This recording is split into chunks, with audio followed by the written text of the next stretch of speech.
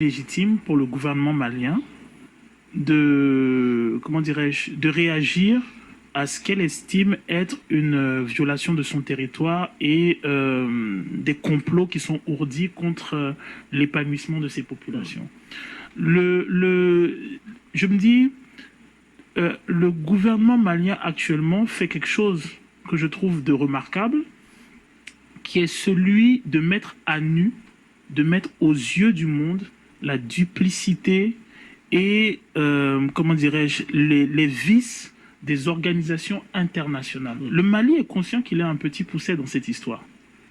Mais les États du Conseil de sécurité, en n'acceptant pas la plainte du Mali et en ne la traitant pas au même titre qu'elles ont pu traiter le problème ukrainien, montrent à quel point il y a deux poids, deux mesures dans le traitement des dossiers au niveau du monde. Et c'est un précédent fâcheux. Parce que le Mali a conscience qu'il est le petit poucet. Le Mali a conscience qu'il n'a pas autant d'armement que la France, autant d'armement que les États-Unis, autant d'armement, autant de, comment dirais-je, de puissance diplomatique que certains États. Mais le Mali, dans sa démarche, lorsque l'on voit ces derniers mois, fait en sorte que les puissances qui s'amusent à tripatouiller son destin soient mises à nu.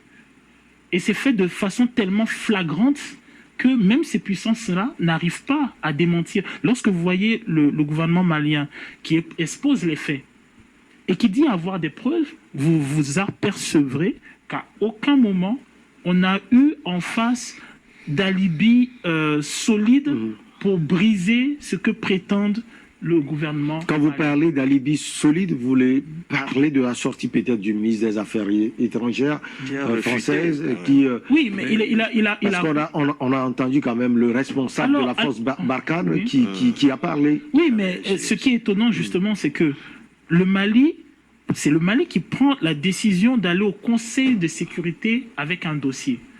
Si vous savez que vous pouvez casser ce dossier, ben, il n'y a pas de peine à ce que vous jugez ce dossier recevable parce que vous êtes membre du Conseil de sécurité. Pour l'Ukraine, il vous a fallu moins de temps.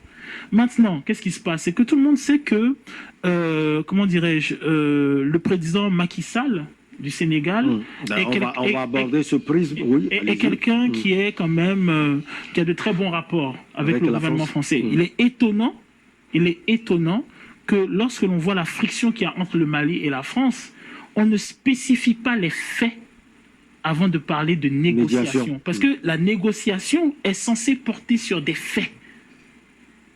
C'est ça. Et celui qui énonce des faits actuellement, c'est le Mali.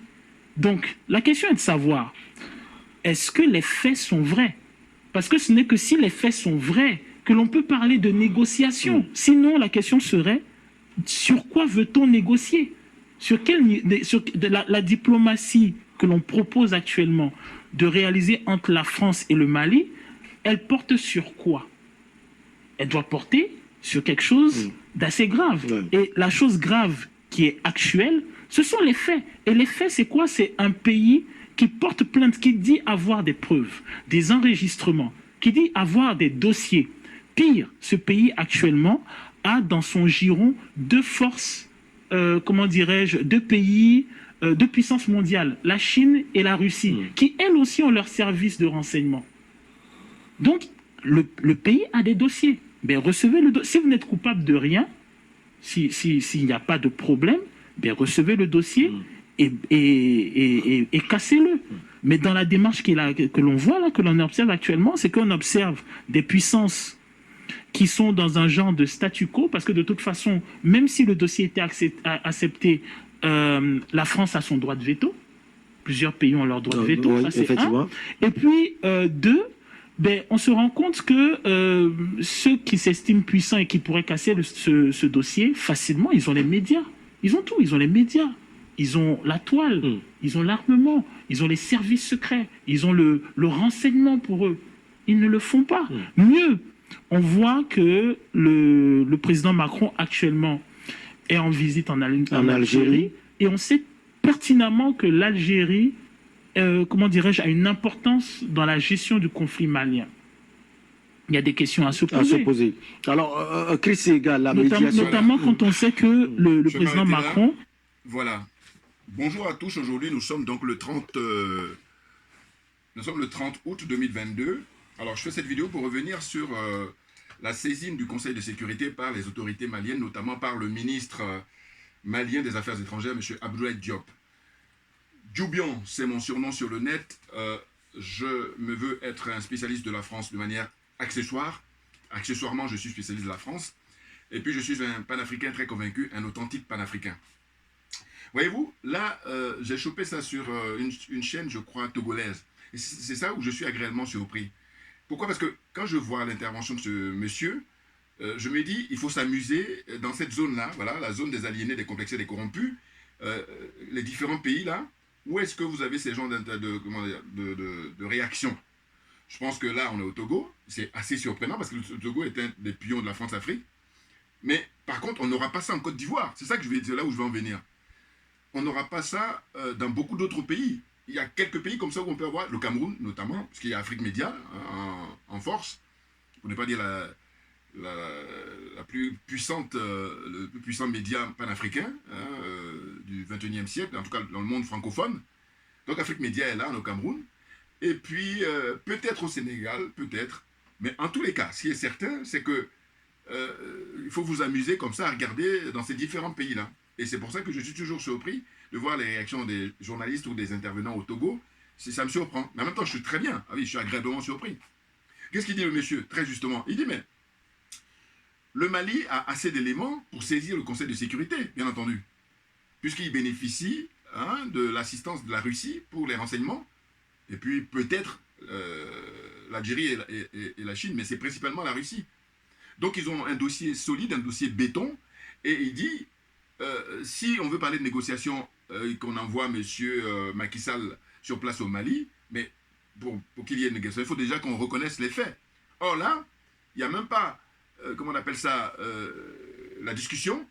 Et puis, bon, c'est le mépris, hein, on méprise les Africains, donc ils n'existent pas. C'est ça, il ne faut pas le chercher. Je dis, je n'aime pas toujours tourner autour du pot. Et puis de dire quoi? De dire que, vous voyez là, ils ont eux, précisé que c'est deux poids, deux mesures. Pourquoi? Parce que pour le cas ukrainien, quand les pays concernés de l'OTAN ont saisi le Conseil de sécurité, très vite, ça a été abordé. Alors, si on nous dit que les pays se valent là-bas, au Conseil, à l'Union, comment dire ça, aux Nations Unies, hein, à l'ONU, eh bien, pourquoi alors il y a une espèce de rapidité de traitement du dossier ukrainien, et quand il s'agit du cas du Mali, eh bien, on prend son temps, si ce n'est même que ça se trouve, ça n'aura pas lieu. Mais en tous les cas, ce qui est sûr, c'est que moi, personnellement, j'ai toujours considéré que à l'ONU, voilà, on a des acteurs principaux, ce sont les 5, même si on nous dit qu'il y a 15 pays, dont 5 qui sont permanents. Mais c'est les 5 permanents que je considère comme des acteurs principaux, notamment le fait qu'ils détiennent le droit de veto. Sinon, tout le reste, pour moi, ce sont des figurants, voire même les pays africains. Eux, c'est dans le domaine du cinéma, vous savez, les silhouettes, voilà, ils passent comme ça, vite fait. Voilà. Vous voyez? Mais franchement, on a un tournant, je vous dis, historique, très très important. Et la question qu'il faut se poser, c'est de dire, bon, c'est vrai qu'il y a le soutien du, comment on appelle ça, de la Russie, voilà. Et il y a aussi un petit peu le soutien de l'Algérie. Mais qu'est-ce qu'il en est des pays d'Afrique noire? C'est ça la question aujourd'hui.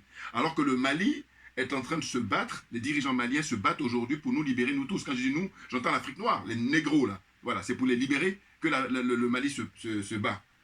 Et qu'est-ce qu'on constate? Eh bien, soit ils tournent la tête, c'est-à-dire qu'ils sont indifférents, ou alors ils aident les impérialistes, les colons, à anéantir cette, comment on appelle, cette démarche d'émancipation, cette démarche d'indépendance et de souveraineté que veut le Mali.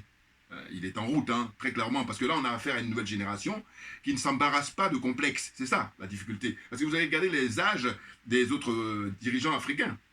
Alors, c'est vrai que, quand je dis ça, je vais vite en besogne, puisque en Burkina Faso, il y a un qui est du même âge que les colonels qui sont au Mali, et pour autant, il est dans une réaction que peut avoir comment on appelle, Alassane Ouattara. Vous voyez? Donc, il est complexé, il est aliéné, il est corrompu, hein, d'Amiba, là, de Burkina Faso. Vous voyez?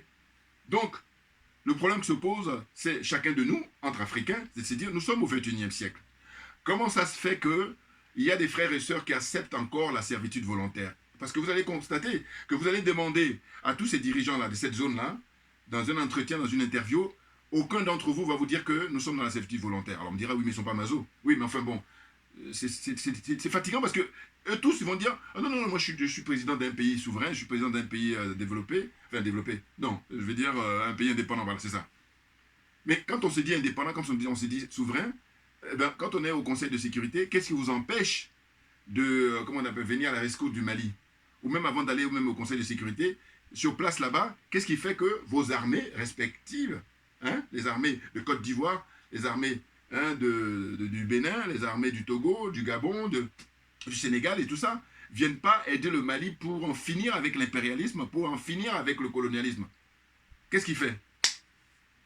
Au contraire, ils sont tous là à aider, je vous dis, l'oppresseur, à faire de manière à ce que, eh ben, on reste toujours, nous, les derniers de la classe. Et c'est la raison pour laquelle je reviens toujours sur le fait que les Macky Sall, que les Alassane Ouattara fassent ce qu'ils ont pour habitude, c'est-à-dire se noyer dans la servitude volontaire, c'est une chose. Mais c'est ceux qui les soutiennent que je ne comprends pas. Voilà. Et parce que c'est ceux qui les soutiennent qui font leur force. Mais bien entendu, parce que si ces gens-là, ils voyaient qu'il n'y a personne pour les soutenir, mais ils ne vont pas continuer leur délire. Parce que c'est du délire. Mais bien entendu. Parce que quand on regarde l'histoire de l'homme noir, l'histoire de l'Africain, avec les 500 ans minimum d'esclavage, la traite négrière, et ensuite les histoires de travail forcé, les histoires de colonisation, de néocolonisation. En fait, ça n'en finit pas. Et donc là, aujourd'hui, on a une chance extraordinaire d'avoir des jeunes gens, la quarantaine, 39, 40, 41 ans, et bien qui sont motivés pour en finir justement avec cette servitude volontaire. Et qu'est-ce qu'on constate? Ben, on a beaucoup qui font le malin, comme ça, de l'apparence, alors qu'ils sont complexés, alors qu'ils sont aliénés, alors qu'ils sont corrompus. Et ils empêchent justement cette émancipation des dirigeants maliens, du Mali. Vous voyez, j'ai écouté là un frère qui est originaire du Burkina Faso sur Afrique Média, justement, qui disait quelque chose de très juste, ce à quoi on ne pense pas souvent. Il dit, mais il y a les accords qui existent entre la France et ces différents pays. Il y a des accords qui existent entre la Russie et quelques pays africains. Mais qu'est-ce qu'il en est? Qu'est-ce qu'il en est des accords entre pays africains? Des accords militaires. Hein? Parce que avant tout, même avant de parler d'économie, il faut d'abord ta sécurité. Et bien entendu. Parce que si tel n'est pas le cas, ben on voit que les autres viennent se servir, même en fermant les yeux, en fermant les oreilles, tranquillement, sans quiétude. C'est ça. Donc la priorité absolue, eh ben, c'est la sécurité. Excusez-moi. Vous voyez? Donc, en gros, c'est de constater que, franchement, les dirigeants actuels du Mali, ils méritent notre soutien indéfectible. Notre soutien absolu. Parce que il est inadmissible que, siècle après siècle, décennie après décennie, que les Africains soient toujours les derniers de la classe, quand on sait que nous sommes dans un continent qui est le plus riche au monde potentiellement. Je dis tout le monde doit rentrer en psychiatrie, parce qu'il faut expliquer qu'est-ce qui fait qu'on en est là. Alors évidemment, on en est là parce que c'est les années de, justement, esclavage, les années de colonisation, donc l'aliénation est très forte. Bon, je me répète toujours, mais je cherche à savoir qu'est-ce qu'on peut dire d'autre. Quand on voit là, j'ai regardé hier soir le frère Kofi, je salue parce qu'il a beaucoup de mérite, il a réussi à avoir l'historique des 49 Zozo, là, les mercenaires envoyés par M. Ouattara le 10 juillet dernier, 10 juillet 2022 à Bamako. Eh bien, l'émission de Kofi Isaac, il révèle d'où viennent ces 49 là. Ben, il dit simplement que lorsque les colonels ont pris le pouvoir à Bamako pour renverser Ibeka, sachant que c'est pas un coup d'État, hein, ils sont juste venus là pour calmer tout le monde, parce que si ils n'avaient pas agi, les partisans d'Ibeka, ils allaient, en tout cas les durs à cuire, ils allaient les jusqu'au boutistes, ils allaient aller jusqu'au bout, voilà, hein, parce qu'ils savaient qu'ils n'avaient plus rien à perdre.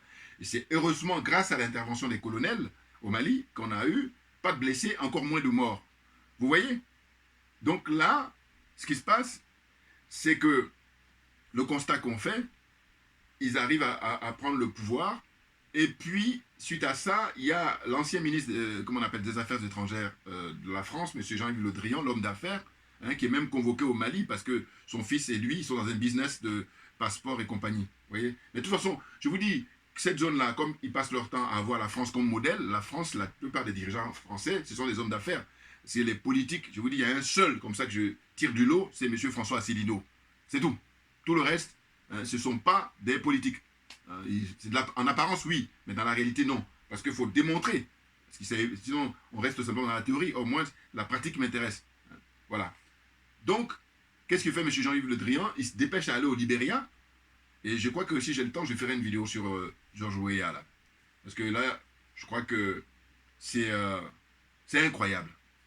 Un frère comme ça qui nous a fait rêver quand il était footballeur. Et puis là, maintenant, dans la seconde partie de sa vie, ben, il devient sanguinaire, excusez-moi, il devient criminel. Ah ben oui, parce qu'en fait, on est dans une situation de collaboration, on est dans une situation de, comment dire ça, participation, directe ou indirecte, à ce qui se passe hein, pour la déstabilisation du Mali. Parce que les 49, comment on appelle Zozo, là, les 49 mercenaires ont été formés très clairement au Libéria. Et on nous dit quoi? Toujours d'après l'information que j'ai recueillie dans l'émission du frère Kofi, hein, LVTV, sa chaîne qu'il a, eh ben, il précise que finalement, dans les 49, ben, il y a 9 qui sont ivoiriens. Et qu'il y en a une quarantaine qui ne sont pas ivoiriens, qui sont dans d'autres pays, notamment principalement du Libéria, donc des anglophones. Vous voyez? Donc même quand Jean-Yves Le Drian arrive là-bas, eh ben, il fait le maximum pour qu'ils soient inscrits à l'Alliance française, l'organisme là-bas pour aliéner les Africains. Il y en a dans tous les pays africains francophones. Hein, voilà. Donc là, pas seulement francophones, dans tous les autres pays, et que la France voilà, veut comment dire, continuer son colonialisme, eh ben, on leur fait prendre des cours de français en accéléré. Voilà. Vous voyez? Parce qu'il y a une observation qui a été faite par un des intervenants qui est très juste, ou même Kofi lui-même, il avait dit, mais étant donné que Georges Weah a pris le pouvoir depuis un moment, comment se fait-il que il n'y a pas eu de déplacement d'un dirigeant français, alors qu'on sait très bien que ça fait très très longtemps que les dirigeants français ne se déplacent pas comme ça dans les différents pays africains. Hein. Ah non. Eux, comme ils disent, une phrase qui est très connue, qui a été popularisée par le général de Gaulle, en disant que les pays n'ont pas d'amis, ils n'ont que des intérêts. Vous comprenez? Quand tu entends ça, tu te dis, mais les pays africains qui pensent que la France est leur ami, ils sont tellement perturbés, ils ne savent même plus où ils en sont. Alors que ces gens-là, pour la plupart, ils ont fait des études. Pour la plupart, pour ne pas dire 99, c'est pas 100%. Les diplômés, là. Je vais encore rappeler, les diplômés africains, voilà, ils font un usage caricatural de leurs connaissances et de leur savoir. Bouya! Voilà. Donc, c'est-à-dire quoi? C'est-à-dire que, finalement, ces 49, comment dire, zozo là, 49 mercenaires, eh bien, petit à petit, Kofi, dans ses recherches, avec l'aide de gens qu'il connaît, eh bien, on est en train de dévoiler leur identité. Et il est question de montrer au grand jour leurs photos et de savoir qui est qui. Parce que M. Ouattara et ses sbires, M. Ouattara et ses commanditaires, ou je sais pas, tous ceux qui travaillent avec lui, eh bien, eux, ils sont dans le déni total. Parce que ce n'est pas dans leur intérêt, évidemment, puisqu'ils sont dans le complot organisé par la France, les États-Unis et M. Ouattara. Voilà, c'est le trio de choc, là. Ou alors, pour aller plus vite, M. Ouattara et l'OTAN. Voilà. Sauf que comme on a pris la main dans le sac, les gens de l'OTAN, la France et les États-Unis, ils se sont déchargés, ils ont dit non, non, on ne sait pas de quoi il s'agit, et que donc ils sont tout seuls. Vous voyez? Après, ils font un rétropédalage, mais bon, on prend les images d'archives et on va voir que dès les premières heures, quand les autorités maliennes ont interrogé les uns et les autres, personne ne reconnaissait, même le gouvernement de M. Ouattara lui-même, il ne reconnaissait même pas les 49 zozo. Vous voyez? Donc là, on arrête une brave dame, Mme Poutcherik Balé. Donc il ne faut pas oublier, aujourd'hui, il y a eu la journée ville morte, et je dis le meilleur service qu'on puisse lui rendre, c'est au moins appliquer ces mots d'ordre qu'elle a donnés avant qu'elle soit arrêtée. Voilà. Et on l'arrête parce que on a peur qu'elle dise la vérité aux gens. Mais la vérité, c'est qu'on a commencé à la savoir, là, hein, puisque je dis ces gens-là, je vous dis, ils sont arrêtés au XXe siècle. Or, nous sommes au XXIe siècle. Au XXIe siècle, mais on a l'heure du numérique, on a l'heure d'Internet, des réseaux sociaux. Ce qui fait que l'information n'a jamais été aussi démocratique. C'est clair. Vous voyez? Donc là, je vous dis, je vous encourage à regarder l'émission de Kofi, hein, comment dire, quand est-ce aujourd'hui? On est mardi, ouais, du lundi soir. Hein, lundi 29, puisqu'aujourd'hui on est le 30 août 2022. Voilà. Vous voyez? Donc c'est très intéressant, et même il s'est amusé à dire que le lendemain, c'est-à-dire le 31, il va essayer de donner les numéros de téléphone de Adou Richard. Voilà. Et puis une autre personnalité aussi en Côte d'Ivoire. Ils vont pouvoir se faire emmerder par ceux qui veulent bien. Là. La peur a changé de camp depuis un moment. Je vous dis que là, M. Ouattara, bien entendu, suite à l'histoire des 49 Zozo, c'est la fin de son règne. Très clairement, ça va aller très vite par rapport à ce qu'on pourrait imaginer. Ah oui, et le fait d'arrêter Mme Poulcherik Balé, ça c'est encore, il met la vitesse inconsciemment, voilà, ou malgré lui. Ah oui, c'est clair. Donc, pour revenir sur le dossier malien devant le Conseil de sécurité, 2 poids 2 mesures très caractérisées. Hein. On accélère le dossier quand il s'agit des Ukrainiens, et puis on ralentit, voire même qu'on n'a pas l'intention d'inscrire. Fin de non-recevoir d'une certaine façon. Mais les Maliens ont déjà gagné. Ah oui, oui, parce que c'est historique leur démarche, puisque c'est sans précédent. Vous voyez, si ils sont honnêtes, les 5 membres, et qu'ils inscrivent à l'ordre du jour que c'est débattu, c'est la cerise sur le gâteau. Quand on sait que la France a un droit de veto, quand on sait que les États-Unis ont un droit de veto, quand on sait que l'Angleterre a un droit de veto. Voilà. Ces 3-là, sur les 5, sont déjà majoritaires, vous comprenez. 2 sur 5. 2, c'est la Chine et la Russie, qui vont être des alliés du Mali éventuellement. La Russie, c'est sûr. Voilà. Il n'y a pas de discussion possible. Mais par contre, le Mali, la Chine, il faut voir. Voilà. Parce que les Chinois, très souvent, ils sont portés sur le business principalement. Alors que les Russes, voilà, ils sont dans une démarche politique, une démarche militaire, et ils ont des liens très forts historiques avec le Mali, ce qui n'est pas forcément le cas de la Chine. Vous voyez? Donc moi, ça m'intéresse de plus près, c'est pour ça que je vais revenir, souvent sur la question, dans le sens où, je dis, les colonels là-bas, en si peu de temps, mais ils bouleversent la donne en ce qui concerne la géopolitique africaine, en ce qui concerne l'histoire politique africaine, surtout dans la zone des aliénés, des complexés et des corrompus. Donc ils ont un mérite énorme.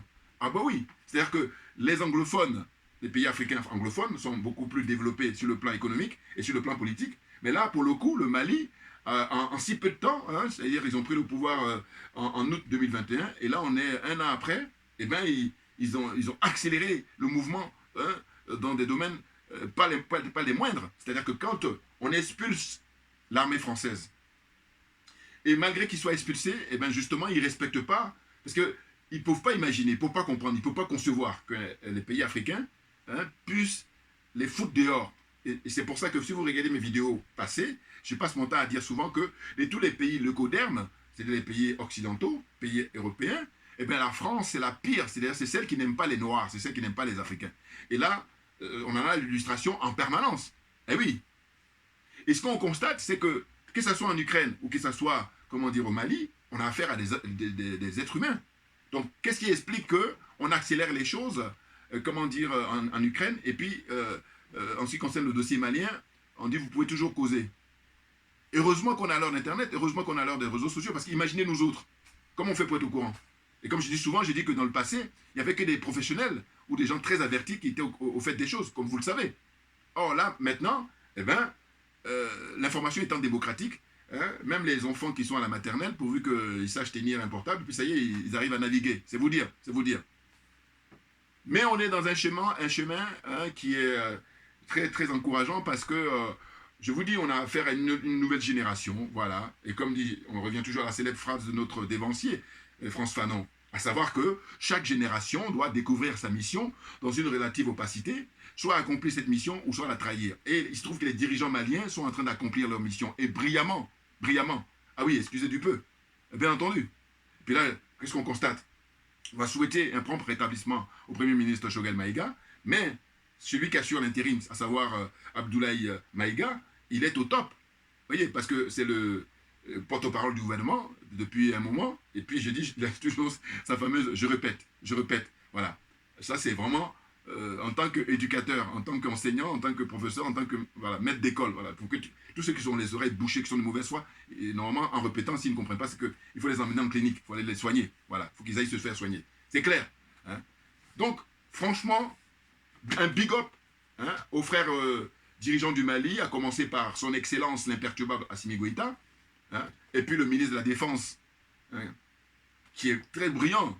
Ah oui, c'est le chef d'orchestre. Je vous dis, quand j'ai lu un petit peu les détails, à savoir quand on a appris les problèmes de santé du Premier ministre Choguel Maïga, eh ben, c'était lui, normalement, sur le plan protocolaire, sur le plan hiérarchique, qui devait prendre, comment on appelle ça, le poste, enfin l'intérim, assurer l'intérim de Premier ministre, mais il a décliné l'offre. Parce que je pense que sa mission en tant que ministre de la Défense, il estime que c'est déjà très, très lourd.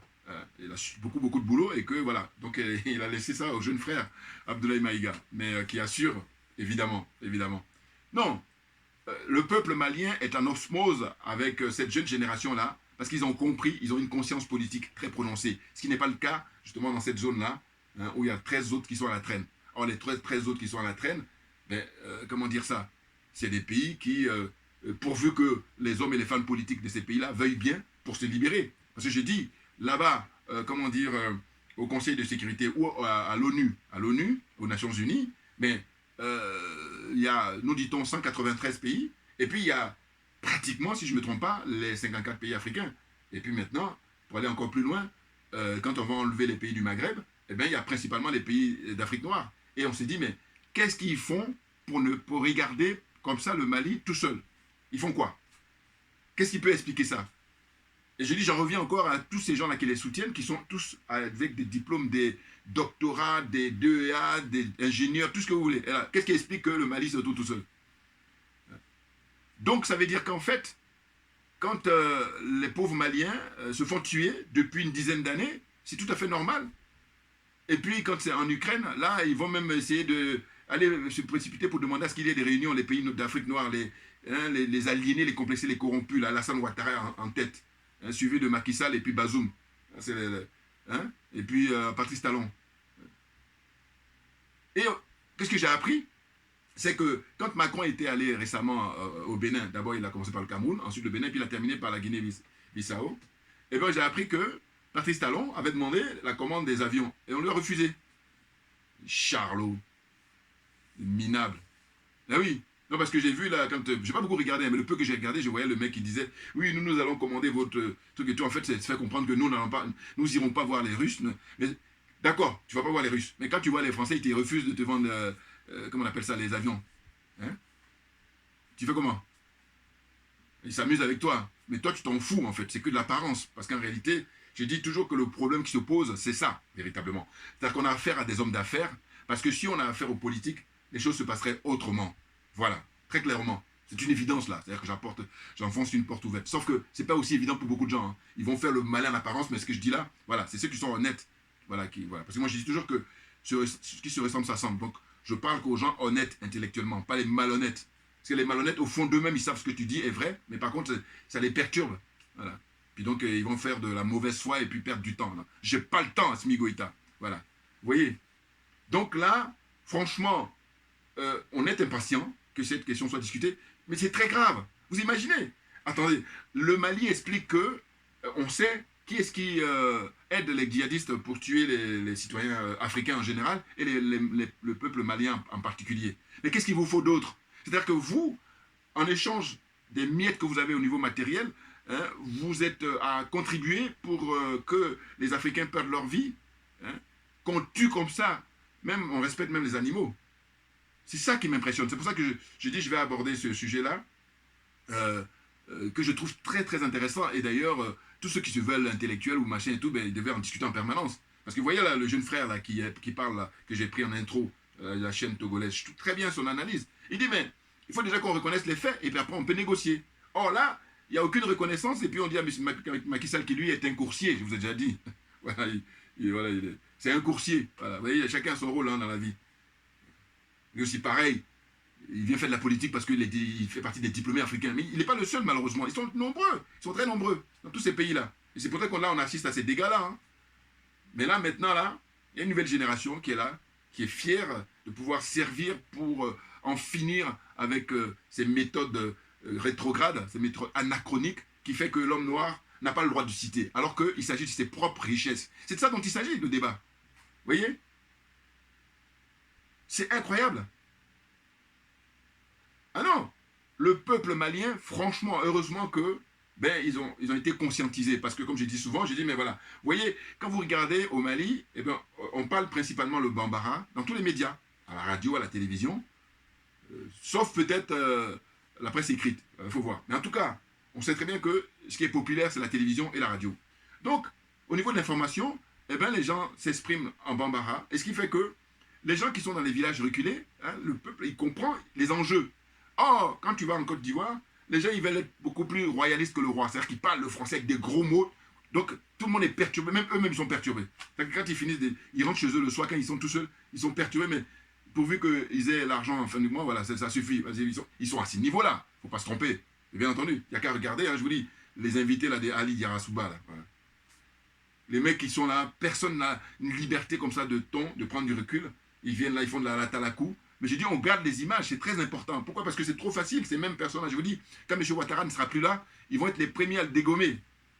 C'est là où il faut sortir maintenant les images du même monsieur. Vous pensez que vous êtes courageux là? Donc, cachez-vous définitivement, parce que c'est trop facile. Ce que vous faites là, tout le monde peut faire ça. Voilà. Ce qui est intéressant, c'est plutôt de prendre du recul et puis de dire, mais de quoi on parle? Puis comme j'ai regardé un peu l'intervention de Mme Simone Babo, qui vient de créer son parti, on lui a posé la question, elle était invitée sur Afrique Média. Justement, ça fait la énième fois qu'elle est invitée sur Afrique Média. Donc je parle, là je m'adresse aux partisans du président Gbagbo de dire comment ça se fait que le président Gbagbo, depuis qu'il est sorti, la CPI, depuis qu'il est rentré en Côte d'Ivoire, pourquoi il ne daigne pas donner une interview à Afrique Média? Je pose la question, que les partisans du président Gbagbo répondent. Voilà. Or ça ne mange pas de pain. Ça c'est vraiment, il a affaire à des gens qui le soutiennent. Hein. Dès qu'il a été arrêté, Afrique Média a été créé et il milite depuis ils ont milité pour sa libération et puis voilà, ils le défendent. Or là, il les méprise. Et là, il y a lui, mais c'est surtout son entourage, ses proches collaborateurs. C'est eux que je vise en premier. Parce que je dis c'est à eux, hein, là, de le convaincre. Mais eux, c'est le contraire. Je suis sûr que c'est eux-mêmes qui lui disent non, va pas là-bas. Il faut aller parler toujours à France 24. Il faut aller parler toujours à RFI. N'importe quoi. Vous vous rendez compte? Des aliénés comme ça et puis... c'est fatigant. Hein? Mais bon, bref. Donc, on lâche rien en ce qui concerne la plainte déposée par le Mali, très clairement, parce qu'une fois que tu as les preuves, et comme je dis souvent, ça rejoint ma pensée, quand je dis qu'on lâche rien parce que c'est nous qui avons raison, mais le Mali a raison, mais très clairement. Voilà, parce que la France, étant donné qu'elle a le droit de veto, mais qu'elle laisse très rapidement, qu'elle fasse diligence, on met le dossier sur la table, et puis on discute, et puis à la fin, elle peut brandir son droit de veto, puisque au niveau juridique, c'est prévu. Mais non, non. Là, dans son psychisme, les dirigeants français, ils ne peuvent pas concevoir que les Africains puissent être libres. Ce n'est pas possible pour eux. Ce n'est pas prévu.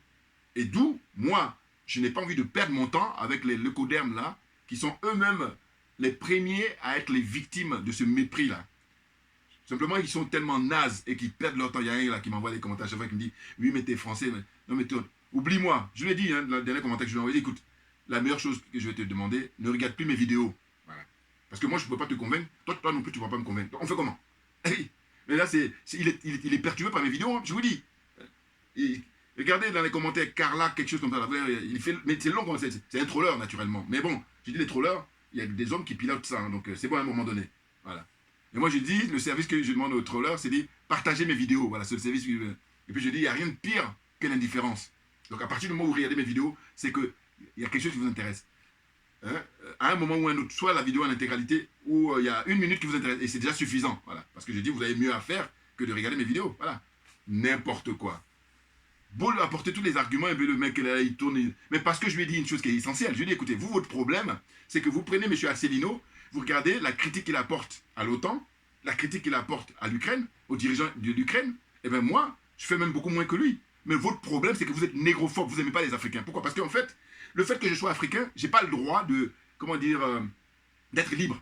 Et oui, par votre réaction, c'est rien d'autre. Parce que je dis, comment vous comparez Asselineau et moi, si on dit qu'on est tous les deux français, eh bien, si j'apporte des critiques qui sont même moins que lui, mais soit vous avez la même, la même approche, réaction, et non pas dire, lui c'est normal, mais vous c'est pas normal. Et le fait de dire que moi en tant que négreux, enfin moi en tant qu'Africain, oui, mais dans votre tête, je suis en train de dire ce qui se passe dans votre tête là, hein, parce que là vous vous trompez inconsciemment, dans vos réactions là. Un peu comme M. Macron quand il va en visite en Afrique récemment et puis il traite les Africains d'hypocrites. J'ai dit, ah bon, d'accord. Eh bien, quand les Africains sont venus pendant les campagnes, hein, depuis 1818, hein, avec les réquisitions qui ont été faites par Mangin, le général Mangin, hein, aller prendre les gens là-bas, ils n'ont rien demandé, des guerres qui ne les concernent pas. Donc, déjà 1800, ensuite 14-18, ensuite 40-45, et ensuite les guerres coloniales, là, à savoir Indochine et Algérie. Donc, à chaque fois, quand les Noirs, quand les Africains étaient présents, là, c'est normal. Mais quand au XXIe siècle, il y a une nouvelle génération hein, qui vient et qui dit non, c'est terminé. Hein. Là, maintenant, vous avez affaire à des gens qui ont compris et qui ont suffisamment compris. Donc, dégagez, on n'a pas le temps à perdre. Voilà. Et j'ai fait une vidéo, là, rappelez-vous, où j'ai dit, monsieur Macron, et là, j'ai dit, comme je me veux être un des petits-enfants de Aimé Césaire, j'ai dit, les Africains, M. Macron, vous emmerdent. Voilà. Parce que dire hypocrite, mais plus hypocrite que les dirigeants français. Hein? Là, ils excellent. C'est-à-dire que tu leur donnes tous les prix. Prix Nobel, prix la Coupe du Monde, tous les prix. Schweitzer, tous les prix. Alors là, à ce niveau de l'hypocrisie, tu leur donnes tous les prix. Donc, il faut arrêter à un moment donné. Vous êtes aidés par des gens comme Alassane Ouattara qui sont des cupides, qui n'ont rien compris. Et puis, je dis, sa descendance, ils vont... Ouattara, il faut garder vivant. Parce que je dis, il faut qu'il soit jugé comme on a jugé Blé Goudé et comme on a jugé le président Gbagbo. Mais là, lui, pour là, cette fois-ci, il va être jugé à la Maca. Ah oui, ça aura de la gueule que ce monsieur, on le chope et qu'on le juge à la Maca. D'abord, il va prendre d'abord plusieurs mois, plusieurs années, puis après, on va le juger. On va le faire subir le même traitement qu'on a fait subir à monsieur Laurent Gbagbo. Voilà. Ça aura de la gueule. Et puis Guillaume Soro aussi, il faut le choper, il faut le faire subir le même traitement. Ah oui. Là j'ai vu, il y a pareil un jeune frère là qui a sa chaîne et qui a parlé de Niamsi. Ce monsieur s'est fait prendre la main dans le sac par la nouvelle génération. Moi, je suis beaucoup plus âgé qu'eux. Hein, et moi, je dénonce Niamsi depuis un moment. Et quand j'ai vu ça hier, j'ai dit, mais voilà, mais non, mais la vérité finit toujours par triompher, bien évidemment. Parce que le mensonge, là, il prend l'ascenseur, mais c'est la vérité qui vient avec qui prend l'escalier, et qui vient tout doucement, mais sûrement. On est là-dessus. Je dis que monsieur Niamsi, dès lors qu'il passe son temps à soutenir Guillaume Soro, il n'est pas crédible. Voilà. Et je l'ai dit depuis toute ma vie, vous allez regarder, depuis 2017. Voilà. Donc là, maintenant, quand je vois là en 2022, il y a des frères là qui font des vidéos et qui dénoncent ça, c'est parfait pour moi. Oui. Bien entendu. Enfin bon, bref. Donc, pour dire quoi? Pour dire que chacun de nous peut regarder comme on a l'Internet pareil. Vous regardez sur Internet, hein, vous tapez sur Google, vous avez hein, la Charte des Nations Unies. Bon, il y a quelques pages là, les différents articles. Et vous allez constater que eh bien, cette organisation a été créée hein, pour succéder à la Société des Nations. Et au fond, ils prennent la paix, le premier article jusqu'au dernier. La paix, la paix, la paix, la paix. Or, en fait, c'est la meilleure façon pour qu'on ne la respecte même pas. Puis, c'est pas respecté. Et c'est la raison pour laquelle, à un moment donné, ben, la nouvelle génération, ce dont il s'agit, c'est de profiter, là, ce qui se passe actuellement là en Ukraine, le travail chirurgical qui est en train d'être fait par M. Vladimir Poutine, son excellence, M. Vladimir Poutine, eh bien, profiter pour se retrouver. Vous voyez, quand j'ai parlé tout à l'heure du fait que les pays africains n'ont même pas d'accord militaire entre eux, mais il faut le faire maintenant, il faut y aller maintenant. Et puis, ce que je ne supporte pas, c'est le fait que il y a des gens qui sont dans l'opposition, et puis, normalement, la question du CFA doit être déjà prête. De manière à ce que quand vous arrivez au pouvoir, vous ne commencez pas à gratter votre tête, à gratter les cheveux. Non. Application. J'ai constaté, hein, je regarde les interviews des uns et des autres, et là, j'ai dit, mais c'est dingue ça. Et ça, je reviens à la phrase de Cheikh Anta Diop qui dit, c'est le réflexe de subordination. C'est tout simplement ça. Pourquoi? Parce que je dis, mais attendez, la question du CFA, on est d'accord avec toutes les études. Dieu seul sait s'il y a de la littérature là-dessus. Et qui date déjà des années 80 avec le professeur Poemi, qui a écrit un des premiers à écrire. Et puis, c'est d'un côté les autres. Et puis là, maintenant, pour nous aujourd'hui, qui est le plus connu, c'est le professeur Nicolas Gbou. Donc, la démonstration a été faite hein, sur les désastres du franc CFA. Donc, je dis, mais comment ça fait que les gens qui sont dans l'opposition dans cette zone-là, mais on les interviewe. Quand on dit, bon, CFA, tu dis, bon, allez, dès que j'arrive, eh bien, le seul qui se distingue, voilà, justement, c'est Ousmane Sonko. Et moi, quand j'écoute Sonko, ça me parle. Voilà. Mais oui, parce qu'il ne fait pas de... Alors qu'il y a les autres là, à part Sonko, ils disent, bon, on verra. Mais ça m'impressionne, hein. Alors qu'en temps normal, ils vont dire, oui, oui, je suis contre, je suis contre. Mais si tu es contre, dis comme Sonko, il dit non, moi, dès que j'arrive, on l'enlève. Et puis, il n'y a pas question de gros corps. C'est pas ça. C'est la question que vous avez suffisamment étudié là-dessus. Pourquoi vous voulez essayer de négocier, vous voulez essayer de dire, on va réfléchir. Mais non, mais c'est impressionnant. Ah, mais non, mais qu'est-ce que c'est que ça? Non, ça fait longtemps que ça dure. Quand on dit que la France engrange 440 milliards chaque année avec le système du franc CFA, vous vous rendez compte? Et ça, les dégâts, c'est quoi? C'est les gens qui ont du mal à manger, à se soigner. Hein, les gens qui ont du mal à s'éduquer, donc il manque les écoles, les universités, hein, les hôpitaux, hein, plein de trucs comme ça, hein, les routes, il y a un sous-développement, voilà. C'est tout ça, les conséquences. 440 milliards d'euros chaque année. Mais c'est pas possible. Qu'est-ce que c'est que ce monde-là? Donc j'en reviens, je dis voilà la zone des aliénés, la zone des complexés, la zone des corrompus, et j'ajoute la zone des jaloux, et j'ajoute encore la zone des sorciers, voilà, c'est ça. Ah oui, puis le frère là récemment qui m'a dit, tu ajoutes même encore, hein, comme ils sont adeptes du franc CFA, et le franc CFA était une monnaie nazie, donc la zone des néo-nazis. Voilà.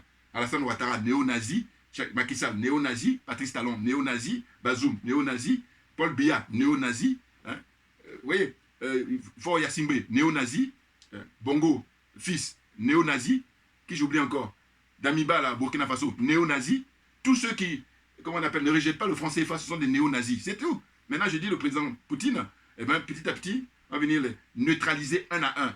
À commencer par M. Ouattara, l'histoire des 49, là, je vous dis, ces jours sont comptés, bien évidemment. J'ai aucun doute là-dessus. Il y a des gens qui ont encore des doutes, mais je dis, mais dans ce cas-là, ferme-la et puis écoute-nous. Voilà. Parce qu'il ne faut pas perdre notre temps. Bien entendu. Mais c'est clair. Là, j'ai dit, dans ma première vidéo que j'ai faite sur les 49, j'ai dit que M. Ouattara a été pris la main dans le sac. Première vidéo que j'ai faite, hein. Rappelez-vous, vous pouvez regarder les images d'archives. La main dans le sac, l'expression, c'est ça.